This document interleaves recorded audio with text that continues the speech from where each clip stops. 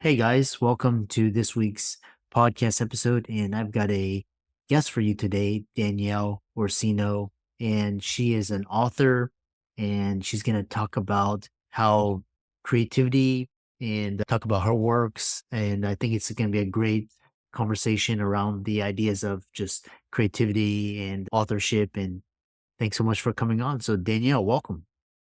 Thank you so much for having me. I'm excited to be here. Yeah, so start off by I always love hearing people's origin stories. So talk about that and how you got started and we'll dive right into it. I can say that my origin story is probably not the most orthodox. I did start out first, I was a martial artist. I went to nursing and I thought I was going to be a physician assistant. I was actually in the CASPA cycle, applying and doing all that stuff. And then I met a patient who changed everything and derailed it. He was on long term IV treatment for Lyme disease. It was pretty aggressive. The doctor I worked for believed in dripping every single day for half an hour to 2.5 hours. Her office was in her home. She transformed her basement into her practice. I was hired to work weekends and holidays. And so I was there all the times you didn't want to see me. That's when you saw me. So a patient started the same day I did. He was quite sick. And we got to know each other because our journeys were side by side. And so one day he just decided he didn't want to do it anymore. He'd had enough. He'd been there about a year and a half. And so the deal he struck with the doctor was that he would drive, because he was from Pennsylvania, 5 hours, drip for 2 hours, go home, and then come back on Friday, Saturday, Sunday, Monday and drip. I knew this was going to last maybe a couple weeks. And within about a month, he was like, I don't want to do this anymore. I'm done. So he was like, you need to keep me entertained. And so I said, tell me something interesting about yourself. And somehow in the time I had known him, I knew that he was a Baltimore Ravens fan. So as a Giants fan, that just struck me. But it came out that he had been recruited by the CIA directly out of college. I don't know how that didn't come up. And so we went down the rabbit hole of conspiracy theories and, all the good stuff. And for some reason, out of my mouth came, do you know where Lyme disease came from? And he's, oh, Plum Island. Once again, conspiracy theories. And for some reason, I said, no, the Fae. I had not been reading any Fae books. I was actually on a Anne Rice reread vampire kick. And I just began to tell him a story about the Fae. I don't know where it came from. And every time he sat down, I just told him another story about this CIA agent who was trying to find out if the Fae were involved in Lyme disease. And he was sent undercover in some Lyme disease clinic. And the nurse was a Fae human hybrid. And I just made him a part of the story. And so he was like, you need to go home and write this down. And I was like, yeah, okay, no, I'm going to be a PA assistant. I'm going to be a PA. I'm going to go pump some faces full of Botox and I'm going to do this and that. And so he just kept pushing me and pushing me. And eventually I wrote the story down and here I am. Yeah, interesting. One thing talking about is so we talk about is the inspiration for your book and then talk about the process of writing from an untrained author because a lot of people listening to this they want to write books either fantasy or nonfiction. How does someone just start writing? I kind of joke and say, if you want to know what not to do, come talk to me, come sit next to Mhm. me, and you will learn everything not to do because I fell for every scam that is out there, all the author writing coaches. Yeah. I fell for it. Every bad editor, I probably know them. I didn't know what to do. So I have handwritten every novel because I didn't know what I was doing. And I do like handwriting. I like that whole muscle memory kind of thing, that tactile. So I would go home and pull out a journal and just start writing. I did not write in order. I did not sit there and go, chapter one. Did not do that. I just thought of a scene and wrote it and then Mm. jigsaw puzzled this together. I describe it like building a body. First is the skeleton. So I just wrote things down. And then I would go to the computer and start to put the meat on the bones a little bit. And that's where the first kind of process of editing would begin. Okay, this chapter goes here and this would go there. I wrote all 6 books at once, not knowing what I was doing because I would write and then go, oh, they're probably going to want to know where this came from. And I'd pick up another journal and write something down. And so I had all these journals with bits and pieces of books and then started to put it together. So the best advice I've given people is don't feel you have to be a certain type of writer. Oh, I have to do it this way. I have to go chapter one, chapter two. I have to have an outline. I think you just need to flow. Get something on a paper. You can't edit what's not there. So that would Uh, be my first piece of advice. Just write. You'll figure it out from there. yeah, really, it sounds like because I knew of a lady, she was a sketch artist and she would actually just sketch. She would just sit down and sketch and she would sketch like faces. And what was interesting was there was nothing preconceived. She would do what she did as kind of themes or feelings. And what she sketched sometimes was like real life events, and which is it's really interesting, this kind of creative process. What role do you think like intuition, or just because I there was another author on the show, and she was talking about how she received kind of guidance. And she was, from her words, it was like the universe channeling her to create this book. What role does intuition, or I know you have a martial arts background as well as a movie background. What role did that play in your creative process? I call myself a custodian of the characters. They tell me what to do. I don't sit there with a plan per se.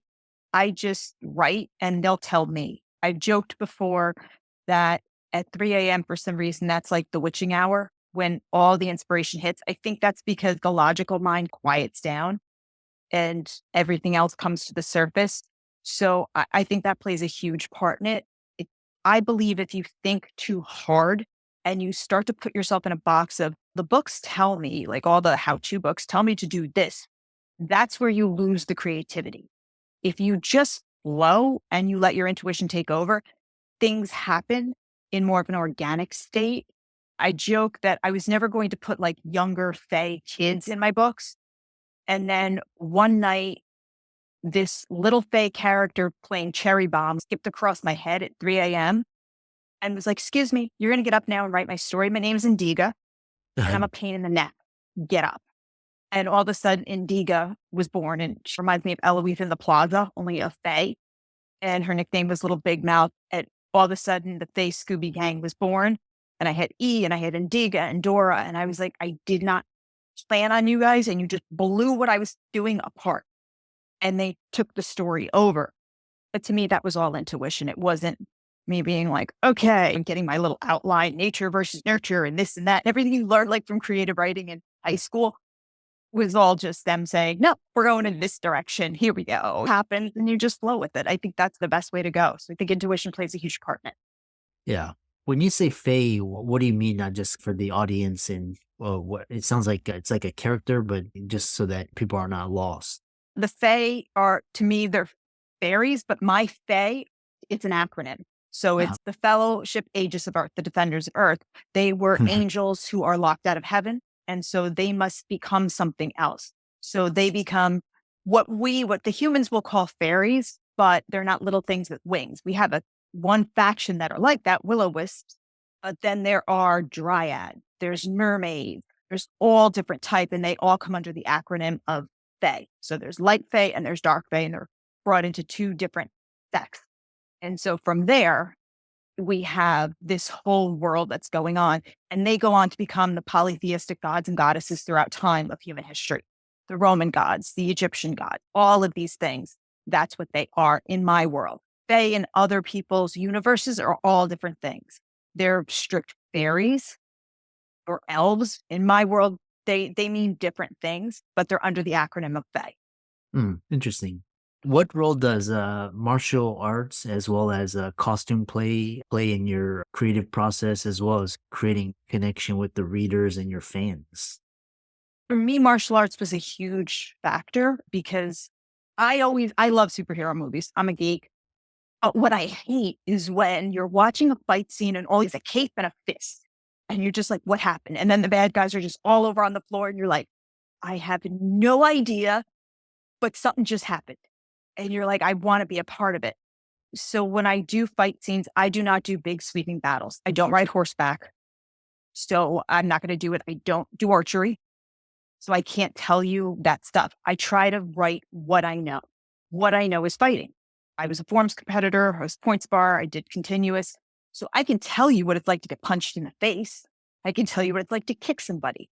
So all my fight scenes usually do not have more than 4 people because I've done group sparring. That was something for my black belt tests and things like that, where 4 people on you, figure it out. So all my fight scenes are done from experience, and I will take them. I will take my iPhone, set it up, and videotape the fight scene, and then figure out what point of view should I do it from. Is it from the attackers? Is it from the victims? What is it? And then figure out how to write it. So the reader feels immersed or can at least understand the body's there, the person's here.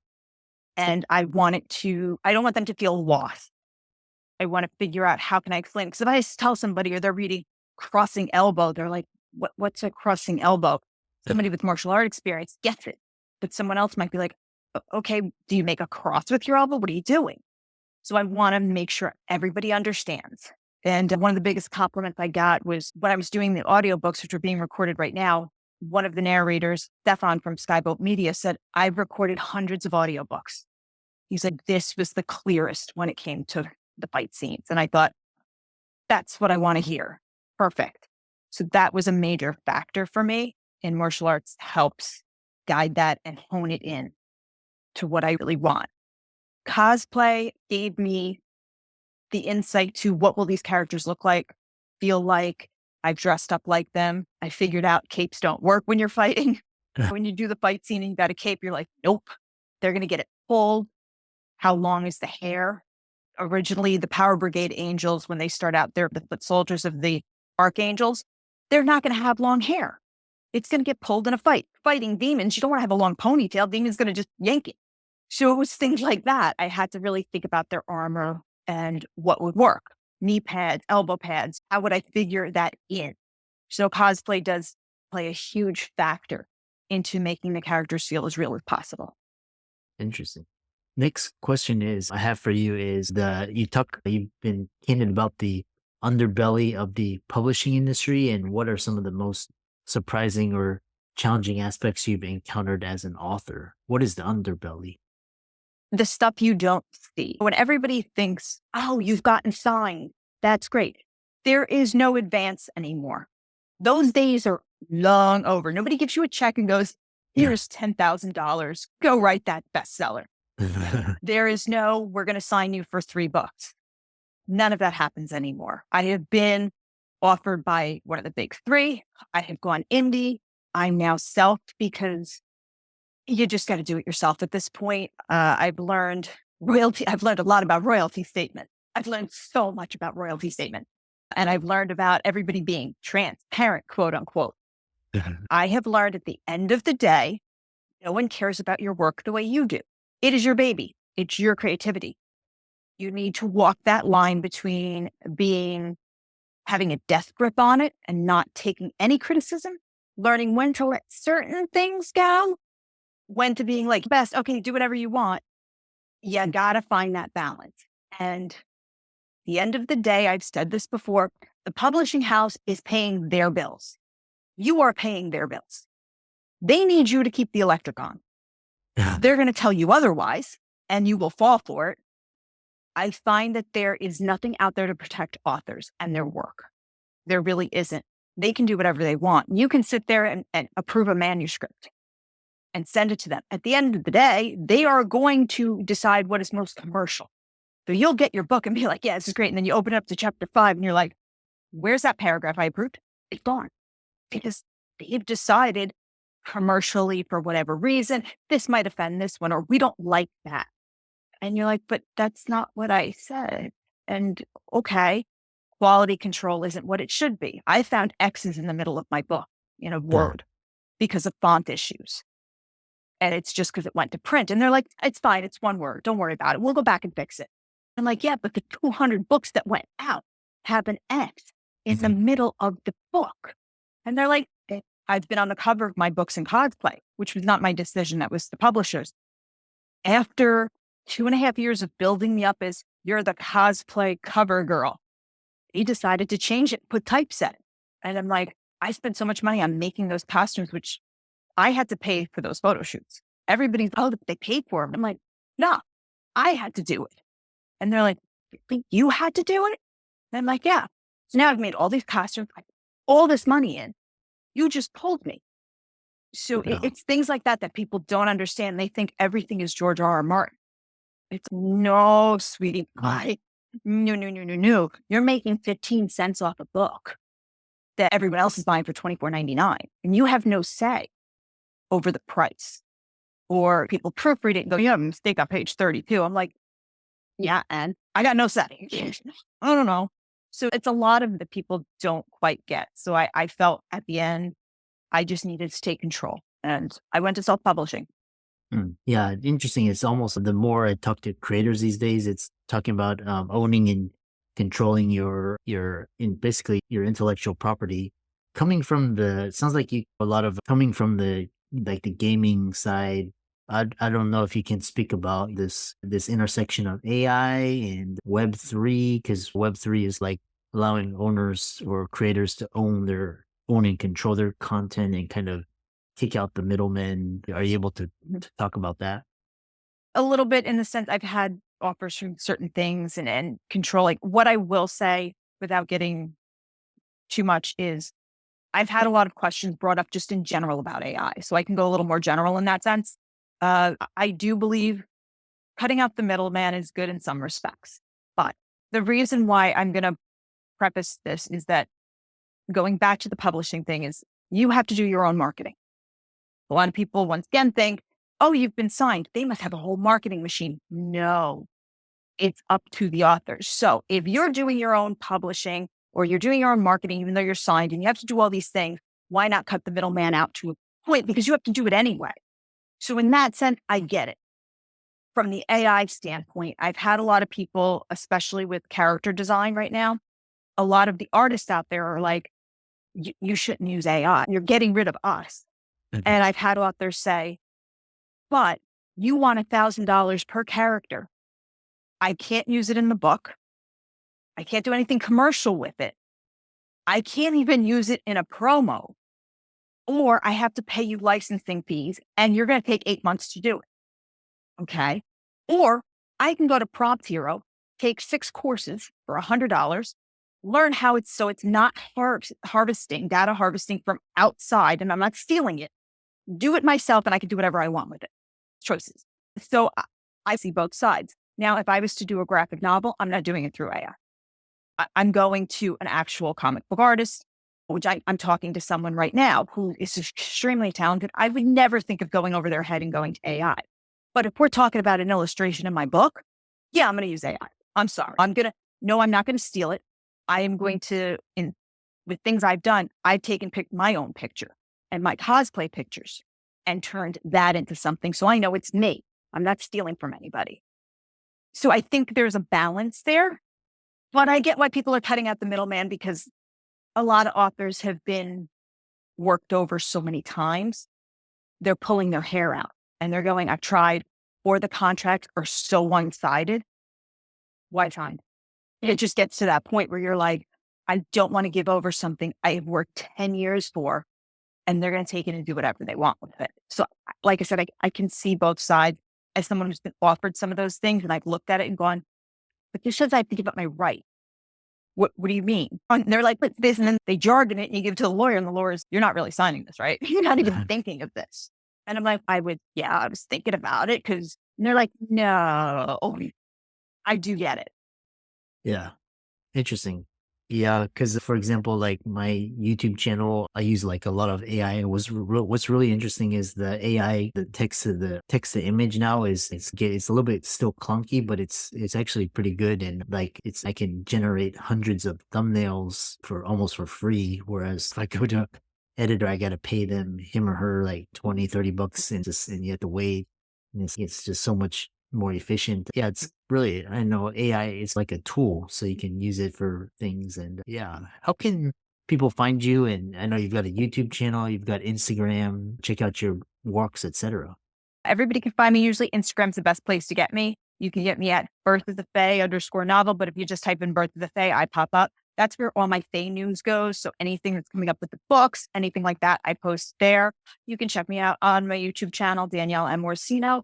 I'm also on a Philly radio station, WWD 860 AM with Liberty Bell Smack Talk on Thursdays at 6 p.m., where I do a lot of sports talk for the New York Giants. Go Big Blue. Don't know how this season's going to turn out, but thumbs up on that and we're praying. So there's a couple different places you can catch me. As for the books, we have some new exciting things coming out. I'm re-editing the whole entire volume one, Birth of the Fae. So each book will be released with all of the deleted scenes that I always wanted to put in, but was not able to. And so that's all coming out. And then volume two is in fact done. So Birth of a Succubus will be coming out in 2025, which I'm really excited. And then we have an Oracle card set coming out as well. Interesting. Yeah. Reminds me of Taylor Swift when, because I think she re-released all of her and then she was owning that. Sounds like what you're doing is same, and really interesting conversation, and thanks so much for coming on. Thank you so much for having me. I appreciate it.